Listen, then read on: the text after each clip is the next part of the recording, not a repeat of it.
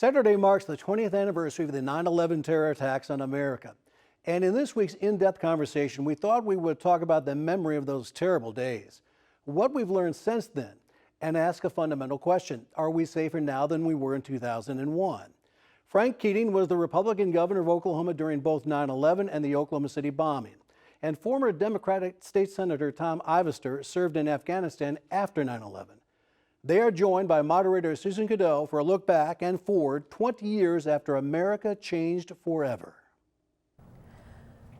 Thank you, Rich. It is an important weekend for everyone across the nation as we observe the 20-year anniversary of 9/11, and I have two guests to join in a discussion on that and what's going on in the world today.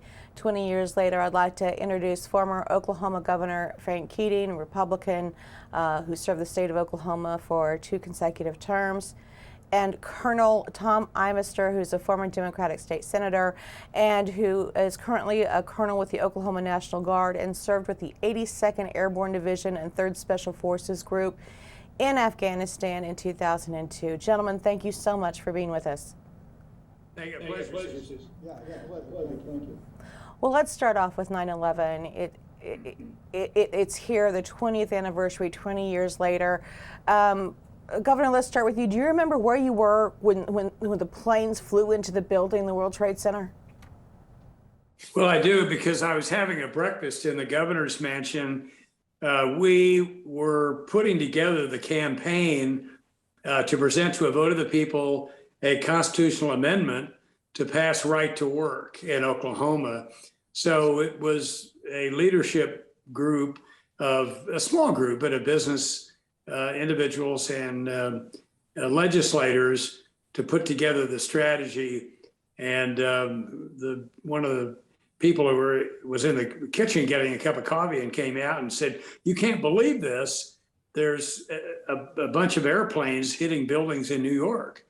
So we went and watched it and saw the second plane obviously hit the second tower. And that was the beginning of a horrific day and a horrific series of days following. It's just such a very tragic experience. Colonel Ivestor, what about you? Do you remember where you were when it happened? Yeah, I sure do. I was driving to the Oklahoma City airport to fly to Fort Bragg for an annual exercise in Egypt called Bright Star. And I never made it to the airport. I was on Meridian when the second plane hit.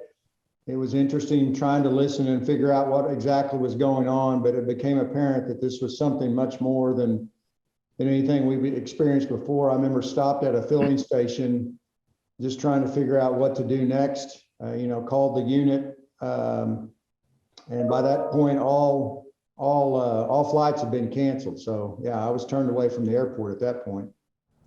Governor Keating, you're one of the best known governors in the state of Oklahoma, not only for all you've done, but in your very first term as governor, the Oklahoma City bombing happened.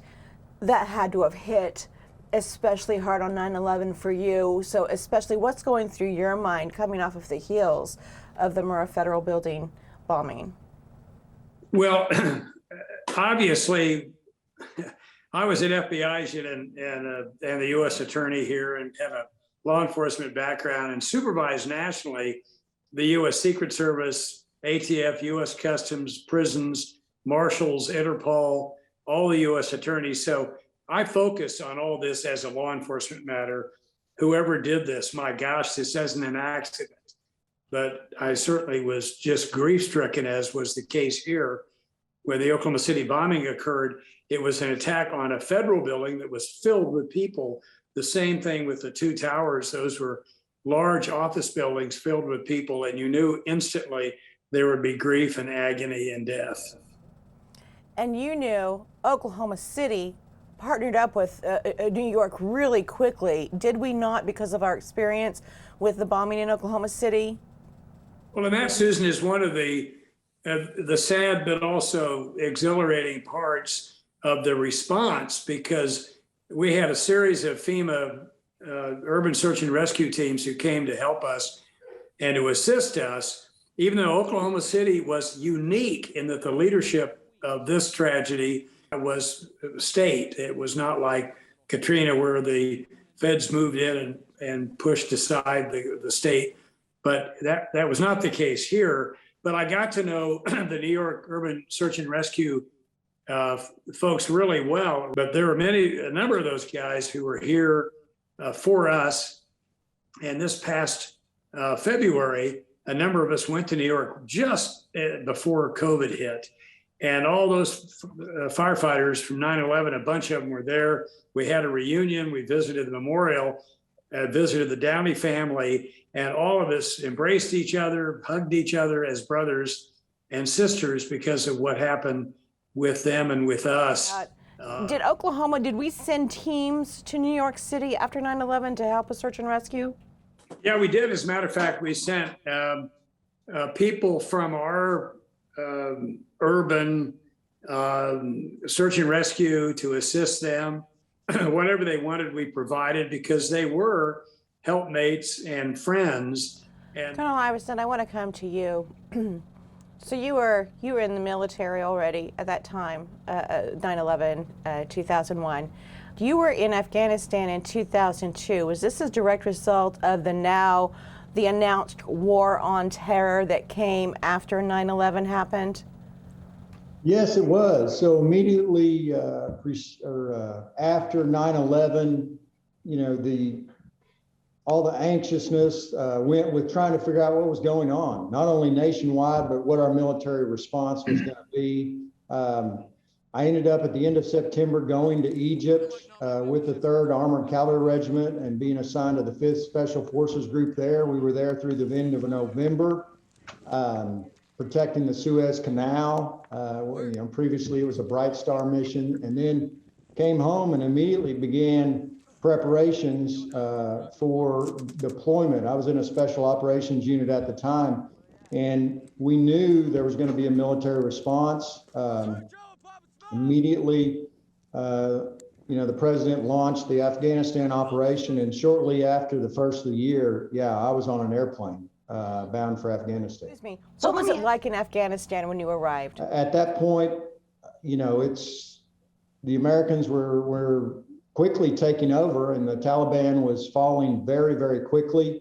The Americans had taken over most of the country. By the time I got there, there were small pockets, and it was like the Wild West. There wasn't a government in place. The military, there were very few military people there. I think the Americans had less than probably 1,500 soldiers in the country at that time, and it was chaotic, very chaotic. So if the Taliban fell very quickly, was there any idea in your mind that this war would be going on 20 years later, this war on terror? At that point, no. There was absolutely none. I mean, the mission was pretty straightforward to go after the Al-Qaeda elements that were involved in the 9/11. Now that mission subsequently morphed many times over, but at that point, I think America's resolve and the military's resolve, and according to the president, was to simply go after the Al-Qaeda perpetrators of 9/11, and that's what we felt like we were doing. And to say we were enthusiastic would be an understatement. I'm going to read this. How has the cross-administration effort to pull out of Afghanistan resonated with you, Colonel? The previous president's resolutions, this president's resolve to pull out. How do you feel about it? Probably the best word I've come up with is conflicted, sad. Having been there at the beginning and then 20 years later, seeing where we've ended up, sad about America's role in it and how it's ended up, sad for our foreign policy, but most of all, sad for the people that have been impacted, not only the American military members, but the Afghans themselves. There's been so much sacrifice, so much blood, so much treasure spent in that country. To see it end like this is just tragic. Governor, I want to come back to you, and I kind of want to bring this full circle. I know the act in Oklahoma City was a case of domestic terrorism, but the results are the same. Lives lost. Are you worried at this point in time that America could see another act of terrorism on a grand scale on American soil now that Afghanistan is under Taliban control? Well, it's hard to say, but it's important to note that a lot of people don't like us. And what we stand for is offensive to a lot of people. And as the world's preeminent military power protecting our own shorelines, but also those of our allies, NATO is an example, we frequently can be and have been drawn into conflict. Some you could say were a waste of life and treasure. Probably best example of that in recent memory would be Vietnam. Others would say, well, Afghanistan's an example. But as the colonel indicated, what President Bush did at the time was, we understand the people who did this are in Afghanistan, go get them. And no one thought in terms of building a country, building a nation, in introducing a robust democracy to Afghanistan. We just wanted to get those responsible. But then, and it's just the idealism of America, we started thinking about nation building, which I think was a mistake. We should have done our work. And then when we left, and the colonel's a military expert here, but to me it was common sense. What you do is you take the American civilians and you ship them out. Don't take anybody with a gun out yet. American soldiers that can protect that departure. And then you take the Afghans out after you vet them and make sure they're not Osama bin Laden's grandson, and you send them out. And then lastly, but not leastly, you take the soldiers that are protecting the departure of others. We did it just the opposite. And it looked to us as lay people, it was just a cut and run from Afghanistan, which I think could energize our enemies and adversaries to try to embarrass us further. Colonel, can you speak to that at all from where you are right now?